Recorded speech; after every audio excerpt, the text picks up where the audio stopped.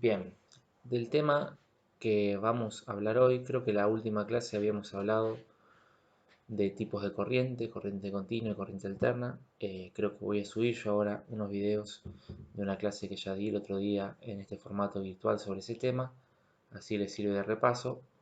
También si les quedaron dudas al respecto, no me acuerdo bien cómo habíamos finalizado la clase, pero si quedaron dudas al respecto, pueden también compartirlas por este medio, por el grupo de WhatsApp, eh, y yo las trataré de contestar en la brevedad. Pero de lo que vamos a hablar hoy, como les decía, es de sobreintensidad. ¿Sí? Sobreintensidad, cuando hablamos de sobreintensidad ya estamos hablando de uno de los principales problemas en la corriente, ¿sí? Una de las principales fallas de la electricidad. Ahora bien, para comprender en qué consiste esta cuestión de la sobreintensidad, lo que es clave es entender previamente, ¿sí?, el denominado efecto Joule. Efecto Joule. Joule, que es un señor, un físico, que se los voy a mostrar inmediatamente, solamente para que vean que había gente con más barba que yo. Joule investigó, ¿sí?, acerca de la corriente y llegó a la conclusión de esta fórmula, ¿sí?, conocida como ley de Joule.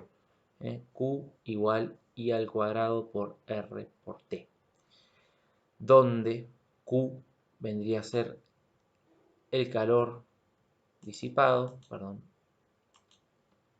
Q vendría a ser el calor disipado de un circuito, I obviamente la intensidad, R la resistencia, y ojo con la T, que no viene a ser tensión, sino tiempo, ¿sí? ¿Qué es de lo que habla Joule o el efecto Joule? ¿Sí?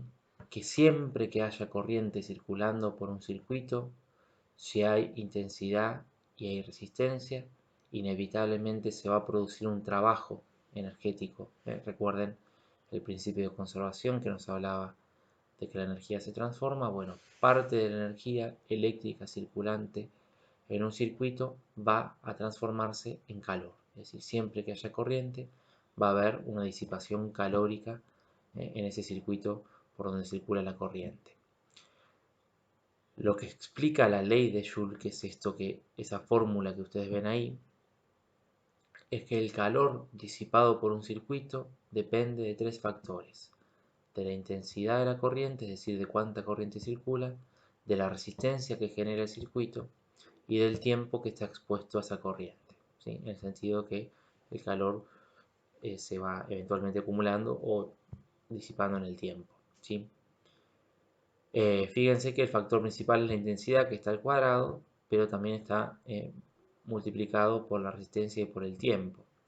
Ahora bien, si nosotros pensamos en cada dispositivo que compone un circuito, ¿sí?, al margen de la fuente, ¿qué es lo que el dispositivo tiene de alguna manera predeterminado?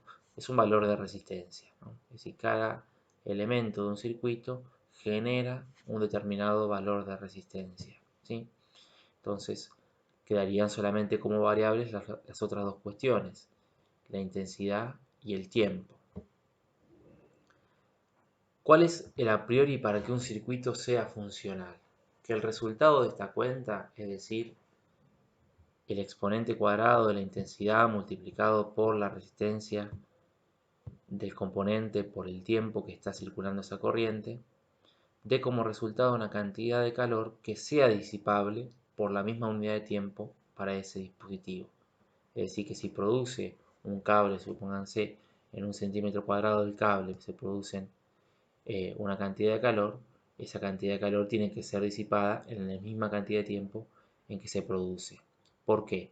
Porque si produce más calor del que puede disipar, lo acumula. Y si lo acumula, se sobrecalienta. Y si se sobrecalienta, se desgasta, se derrite, etc. Entonces, dado que la resistencia es, como les decía, ya previamente determinada por la composición del componente, del dispositivo que estemos observando, sea un cable, sea un interruptor, sea el mismo artefacto que está funcionando, la variable que nos queda es la intensidad. Entonces, cada dispositivo va a soportar una cantidad determinada de corriente, de manera tal que el resultado de la ley de Joule con esa corriente y la resistencia específica que tiene este componente dé una cantidad de calor que sea disipable, ¿sí? Esa cantidad de corriente máxima entonces que es soportable para cualquier componente es lo que se llama intensidad nominal, ¿sí? ¿Qué es la intensidad nominal? El valor máximo de intensidad que puede pasar por un componente sin que ese componente se sobrecaliente. Entonces, como le decía, ¿no? Cada componente eléctrico, desde un tomacorriente, un interruptor, una determinada sección de cable, cualquier artefacto, lo que se les ocurra, cualquier cosa por la cual va a circular corriente, va a tener una determinada intensidad nominal, que va a ser mayor cuanto menor resistencia genere o cuanto más fácil pueda disipar el calor, ¿sí? Por ejemplo, si un cable está colocado dentro de un caño, una cañería, la intensidad nominal de ese cable va a ser menor a, por ejemplo, si el cable está volante, es decir, si está aéreo, donde está expuesto al aire y entonces la ventilación que tiene le permite disipar más fácil el calor y por lo tanto soportar más corriente porque puede producir más calor y disiparlo. En cambio, dentro de la cañería es más difícil, sobre todo si esa cañería está usada por encima de su capacidad, es decir, si está llena de cables y todos los cables están produciendo calor, entonces ese calor se acumula y la intensidad nominal de todos los conductores en ese caso estaría disminuida. Pero entonces llamamos intensidad nominal a ese valor de intensidad máximo que puede soportar un conductor. ¿Qué es la sobreintensidad? Bueno, casualmente es la falla en la cual el valor de intensidad nominal es superado en cualquier lugar del circuito, ¿sí? Es decir, si un componente eh, por un componente, perdón, pasa más intensidad de la que ese componente puede soportar, a ese fenómeno lo llamamos sobreintensidad. Entonces, tomando como base que la sobreintensidad es aquella falla donde la intensidad, es decir, la cantidad de corriente, el caudal de corriente circulante por un circuito, supera la intensidad nominal de alguno de los componentes del circuito, la pregunta sería qué cosas pueden causar una sobreintensidad en un circuito. Y entonces, dado que la sobreintensidad, soy un poco redundante, ¿no? Pero la sobreintensidad es un exceso en la intensidad, es decir, es un problema en la intensidad, la pregunta sería de qué depende la intensidad y entonces tenemos que volver inevitablemente a la ley de Ohm, ¿sí? Donde teníamos que la intensidad es igual al cociente de la tensión sobre la resistencia, ¿sí? Es decir, que la intensidad depende de la tensión y de la resistencia. Y si recuerdan, habíamos dicho la intensidad, perdón, es directamente proporcional a la tensión, ¿sí? A propósito de esta cuenta, es decir, a mayor tensión tiende a haber más intensidad y a menor tensión tiende a haber menos intensidad. Y es inversamente proporcional a la resistencia, es decir, cuanto más resistencia, menos intensidad, cuanto menos resistencia, más intensidad. Entonces, una sobreintensidad en principio podría producirse por un exceso de tensión en el circuito o una baja de resistencia. Una baja resistencia, un valor de resistencia muy bajo. Bien, entonces decíamos, considerando la ley de Ohm, una sobreintensidad, es decir, un exceso de intensidad por encima del valor nominal de algún componente, puede producirse por factores de tensión o por factores de resistencia, siendo que tensión y resistencia son las dos variables que determinan la intensidad de la corriente. Entonces, considerando esta cuestión de la sobreintensidad a partir de la ley de Ohm, vamos a observar tres principales causas, ¿sí? Esas tres principales causas van a ser sobretensión, cortocircuito y sobrecarga, ¿sí? Aunque también en ciertos casos, que no voy a explicarlo ahora, sino que lo voy a explicar más adelante, es también causada por baja tensión, ¿sí? Esto específicamente en casos de motores. Cuando más adelante veamos motores, vamos a detenernos un poco en esta idea, ¿sí? Bueno, de las tres causas entonces que puse, sobretensión, cortocircuito y sobrecarga, la primera sobretensión sería un problema de la fuente, ¿sí? Esto si lo pensamos a la hora de observar una instalación doméstica, ¿sí? Sucede que es el menor de los casos, no es que nunca suceda, pero sucede pocas veces, dado que quien tiene que fallar en una instalación doméstica es la empresa de suministro. Es decir, acá en Mar del Plata debería ser, por ejemplo, EDEA quien en vez de darnos 220 volts nos dé 300 volts, ¿sí? Y eso generase un aumento en la intensidad. También sucede que no nos interesa demasiado a nosotros esta cuestión en el aspecto técnico y en vistas al diagnóstico de una falla en un aire, porque si en algún caso un equipo o una instalación eléctrica presentase problemas de intensidad a propósito de la tensión de la línea, entonces no es problema del equipo, sino que sencillamente es problema del usuario con la empresa de servicio, ¿no? Es decir, la cuestión nuestra técnica, más que una cuestión informativa de contarle al usuario que el problema que está teniendo es de la línea, no tendríamos mucho que hacer. Sí nos interesan un poco más las otras dos causas que son, como les digo, cortocircuito y sobrecarga. ¿Qué es un cortocircuito?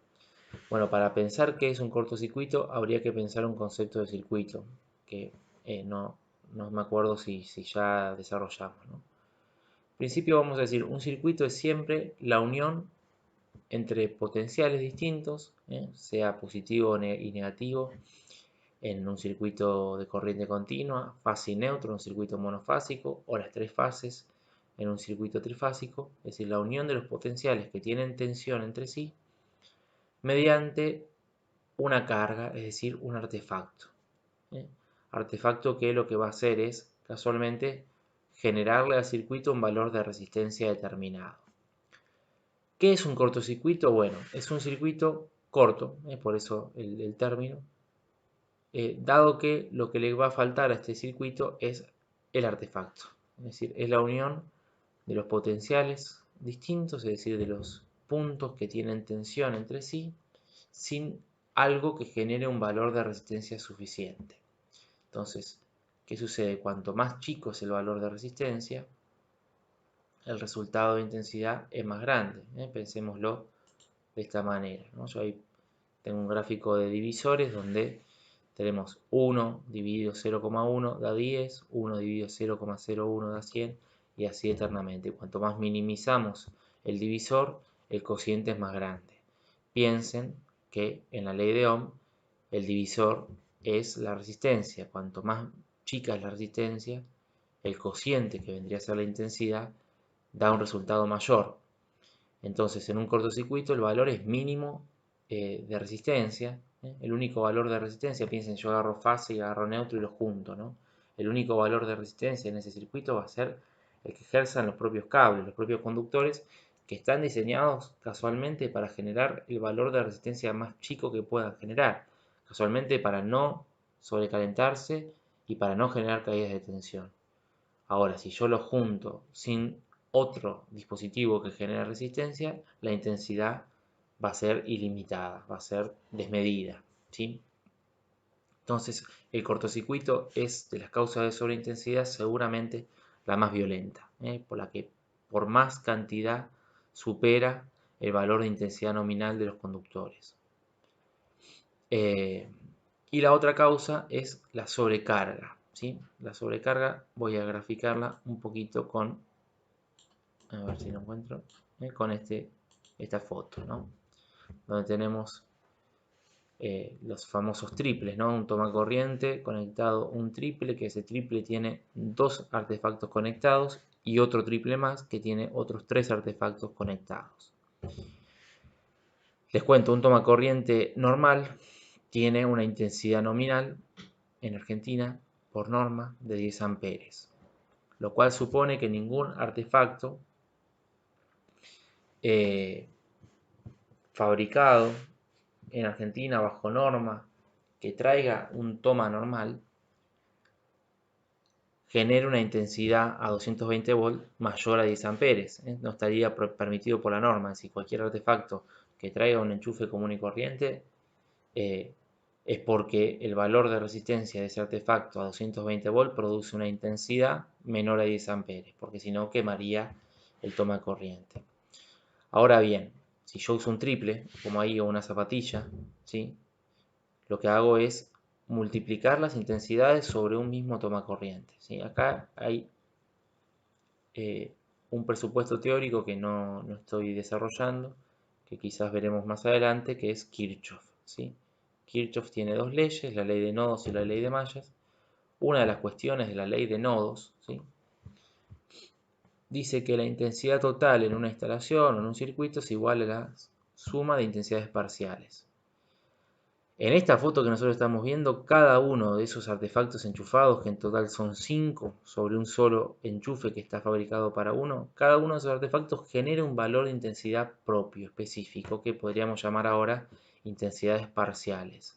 Ahora, sobre el enchufe están pasando, sobre el toma, están pasando la intensidad de los 5 artefactos, es decir, se suman esas intensidades porque todas las corrientes que circulan por cada artefacto circulan también por el toma.